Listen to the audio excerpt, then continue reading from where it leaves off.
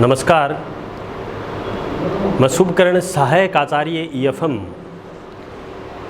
Shri Radhe Shyam R Murarka government PG college Jhunjhunu. आज हम BCom part प्रथम वर्ष के विद्यार्थियों के लिए EFM paper second Indian banking financial system unit संख्या प्रथम में रिजर्व बैंक ऑफ इंडिया का अध्ययन कर रहे हैं। पिछले वीडियो में हमने पढ़ा कि रिजर्व बैंक ऑफ इंडिया की स्थापना क्यों हुई, क्या कांड रहे, क्या उद्देश्य है, रिजर्व बैंक ऑफ इंडिया की स्थापना या प्रबंध व्यवस्था क्या है, रिजर्व बैंक ऑफ इंडिया के कौन कौन से कार्य हैं, कौन कौन से प्रतिबंधित कार्य हैं। आज हम इसी क्रम में आगे अध्ययन करेंगे रिजर्व बैंक ऑफ इंडिया की साख नियंत्रण की विधियाँ, मेथड्स ऑफ क्रेडिट कंट्रोल, साख नियंत्रण की विधियाँ।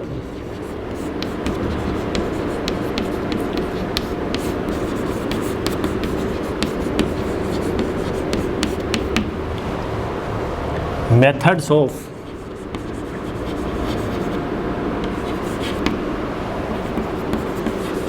क्रेडिट कंट्रोल बहुत इंपॉर्टेंट चैप्टर है, क्योंकि एक इसका अलग से भी एक चैप्टर है आपके कोर्स में कि रिजर्व बैंक ऑफ इंडिया किस प्रकार से साख का नियमन नियंत्रण करता है या साख पे कंट्रोल किस प्रकार से करता है। तो रिजर्व बैंक ऑफ इंडिया की कई विधियाँ प्रयोग में करता है, पर हम बात करें रिजर्व बैंक ऑफ साख नियंत्रण में तो साख नियंत्रण की दो विधियाँ हैं। प्रथम, साख नियंत्रण की परिमाणात्मक विधियाँ,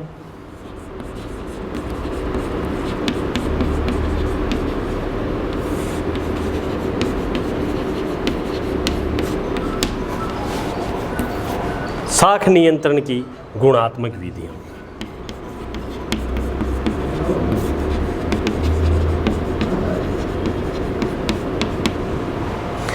गुणात्मक विधियाँ, इसको अपन साख नियंत्रण में क्वांटिटेटिव भी कह सकते हैं परिमाणात्मक को, और क्वालिटेटिव भी कह सकते हैं गुणात्मक को। तो साख नियंत्रण की विधियाँ आपके रिजर्व बैंक ऑफ इंडिया में या रिजर्व बैंक ऑफ इंडिया के द्वारा किया जाता है, जिसमें quantitative methods of credit control के अंतर्गत प्रथम है बैंक दर।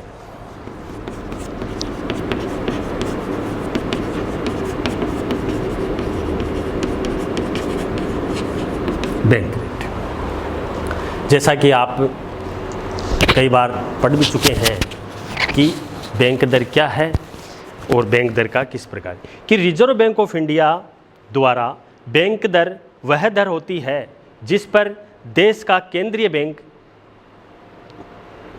या भारत में RBI प्रथम श्रेणी की प्रतिभूतियों द्वारा अनुमोदित ऋण पत्रों की जमानत के आधार पर व्यापारिक बैंकों को ऋण प्रदान करते हैं, बैंक दर कहलाती है। यह अपन भारतीय रिजर्व बैंकिंग अधिनियम की धारा 49 के तहत इसकी बात करें, सेक्शन 49 में कि रिजर्व बैंक में बैंक दर क्या है कि बैंक दर वह प्रमाणित दर है जिस पर यह या RBI ऐसे विनिमय बिलों या व्यापारिक पत्रों का क्रय या पुनः कटौती करने को तैयार रहता है, जो कि इस अधिनियम के अंतर्गत क्रय किए जाते हैं। कहने का मतलब है ये है कि रिजर्व बैंक अपने जितने भी कॉमर्शियल बैंक है उसको किस दर पे पैसा उपलब्ध करवाता है या किस आधार पे उसको रुपये उपलब्ध कराता है, वो बैंक दर कहलाती है। ये बैंक दर परिवर्तित होती रहती है। भारत में बैंक दर में अनेक प्रकार के परिवर्तन हुए हैं, तो इस प्रकार बैंक दर भी एक महत्वपूर्ण भूमिका का निर्वहन करती है। जो कि हम बात करें 5 फरवरी 2018 तक अपनी बैंक दर 6.25 थी। 5 फरवरी 2018 में बैंक रेट कितनी थी? 6.25%। दूसरे हम बात करें खुले बाजार की क्रियाएं।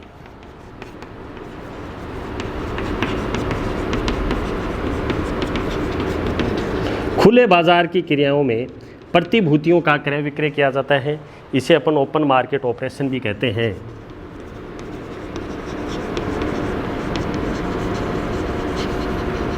खुले बाजार की क्रियाएं वो क्रियाएं हैं जिसमें प्रतिभूतियों का क्रय विक्रय किया जाता है, वो खुले बाजार की क्रियाएं हैं जो कि धारा 17(2) सब सेक्शन ई में सम्मिलित है। तीसरा है नकद कोषानुपात में परिवर्तन।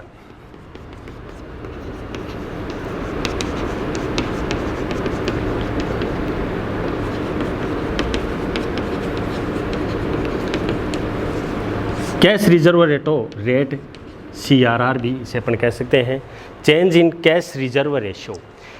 कैश रिजर्व रेशियो में भारतीय रिजर्व बैंक अनुसूचित बैंकों के नकद कोषानुपात में परिवर्तन करके भी साख का नियंत्रण करता है, क्योंकि रिजर्व बैंक अधिनियम 1934 की धारा 42 प्रथम में इसको डिफाइन किया गया है। सेक्शन 42 सब सेक्शन 1 में इसको डिफाइन किया गया है, जो कि रिजर्व बैंक में नकद कोषानुपात में किस प्रकार से परिवर्तन हुए हैं इसको रिजर्व बैंक ऑफ इंडिया के द्वारा निर्धारित किया। वर्तमान में 5 फरवरी 2018 को CR 4% थी। अगले हम बात करें वैधानिक तरलता अनुपात में परिवर्तन SLR।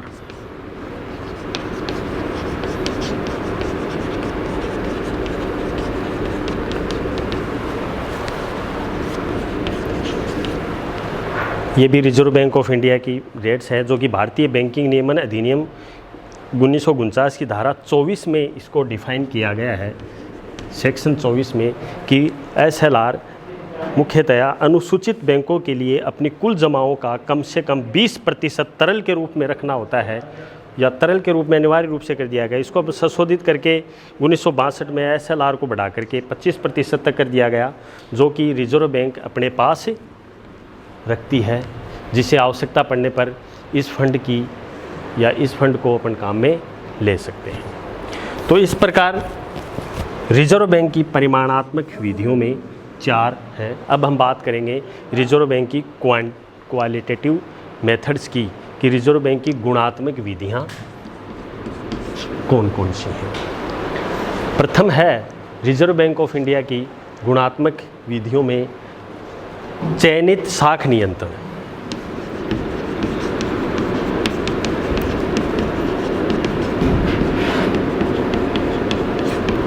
चयनित साख नियंत्रण, इसे अपन सिलेक्टिव क्रेडिट कंट्रोल भी कहते हैं।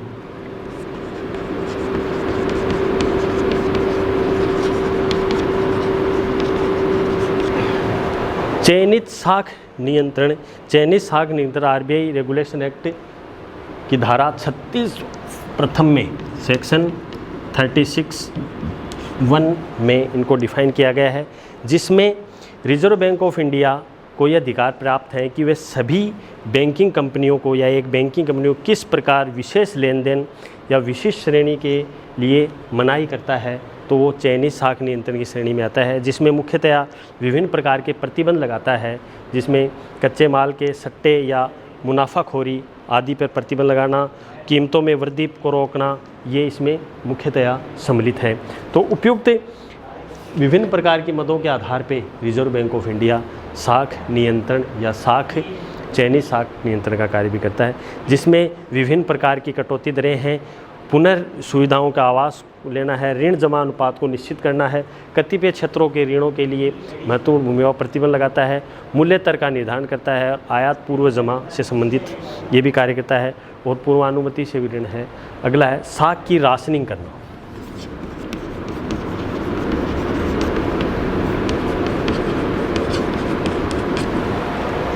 साख की राशनिंग में हम बात करें क्रेडिटिंग ऑफ क्रेडिट।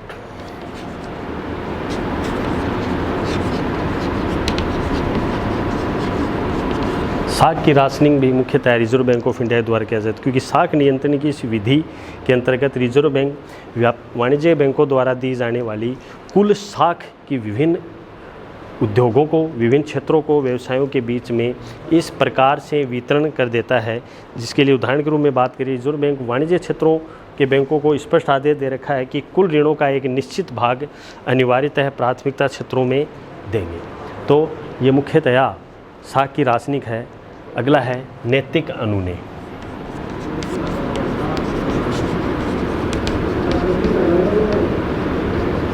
नैतिक अनुनय भी एक साख नियंत्रण, इसको अपन बोल सकते हैं नैतिक कानून को, मोरल परसुएशंस। नैतिक कानून अगर किसी प्रकार का साख नियंत्रण के लिए रिजर्व बैंक वाणिज्य बैंकों को अपने नैतिक प्रभाव का उपयोग करता है, क्योंकि रिजर्व बैंक अनुसूचित बैंकों को समझा बुझाकर भी अपनी साख नियंत्रण की नीति के अनुसार भी प्रेरित करता है। तो इस प्रकार नैतिक कानून दबाव, प्रचार, विज्ञापन आदि के माध्यम से रिजर्व बैंक समय समय पर व्यावसायिक बैंकों को परामर्श देता है कि किसे किस प्रकार कितना ऋण देना है और किसे नहीं देना है। तो ये भी है। इस प्रकार गस्ती पत्रों के माध्यम से, प्रेस कॉन्फ्रेंस के माध्यम से, विभिन्न प्रतिभूतियों के माध्यम से भी ये नैतिक कानून से संबंधित कार्य किया जाता है, जो कि लीगल तरीके से व्यक्ति विशेष को सूचना दी जाती है। फोर्थ कंट्रोल की हम बात करें कि किस प्रकार से है प्रत्यक्ष कार्रवाई रिजर्व बैंक ऑफ इंडिया के द्वारा डायरेक्ट एक्शन भी ली जा सकती है। प्रत्यक्ष कार्यवाही, डायरेक्ट एक्शन,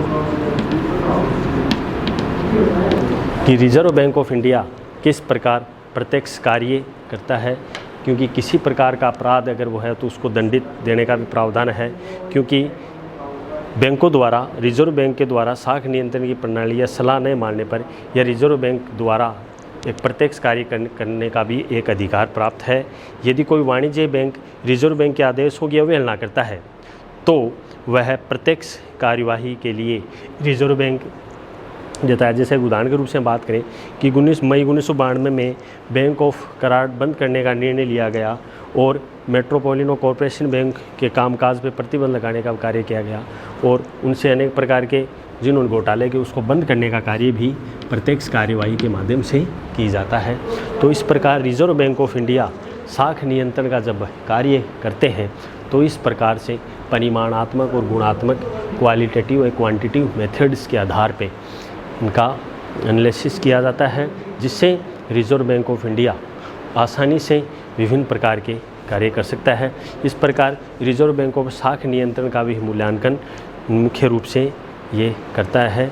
बहुत ही सही तरीके से साख नियंत्रण की क्रियाएं इसमें सम्मिलित है, जिसमें मैंने आपको परिमाणात्मक में बताया बैंक दर, बैंक रेट क्या है, खुले बाजार की क्रियाएं, CRR और SLR, और गुणात्मक विधियों में चयनित साख नियंत्रण, सेलेक्टिव साख की राशनिंग और नैतिक कानून और डायरेक्ट एक्शन से संबंधी ये साख नियंत्रण की विधियों में मुख्यतया सम्मिलित हैं, जो कि बहुत उपयोगी हैं। तो रिजर्व बैंक ऑफ इंडिया जब साख का नियंत्रण करता है तो RBI एक्ट और रेगुलेशन के तहत वो विभिन्न प्रकार के कार्य आसानी से कर सकते हैं, जिससे रिजर्व बैंक एक महत्वपूर्ण तरीके से भूमिका का भी निर्वहन करते हैं।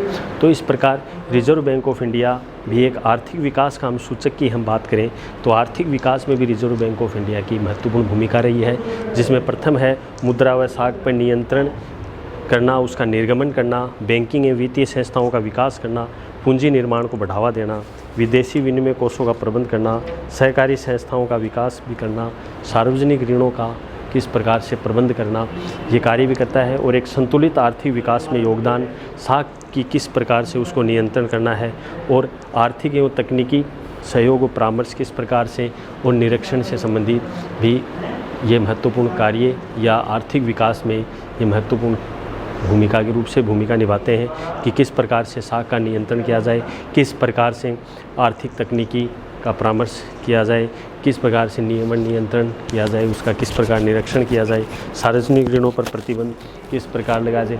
ये देश की प्रगतिशील क्रियाओं में रिजर्व बैंक ऑफ इंडिया महत्वपूर्ण भूमिका का निर्वहन भी करते हैं। तो इस प्रकार रिजर्व बैंक ऑफ इंडिया एक भारत के आर्थिक विकास में रिजर्व बैंक ऑफ इंडिया की महत्वपूर्ण भूमिका है और महत्वपूर्ण भूमिका निर्वहन, जिसमें पत्र मुद्रा का किस प्रकार से नियमन नियंत्रण करना है, बैंकिंग एवं वित्तीय सेवाओं का किस प्रकार से विकास करना है, पूंजी निर्माण को किस प्रकार बढ़ावा देना है, कैपिटल क्रिएशन किस प्रकार से करना है, ये रिजर्व बैंक ऑफ इंडिया द्वारा किया जाता है।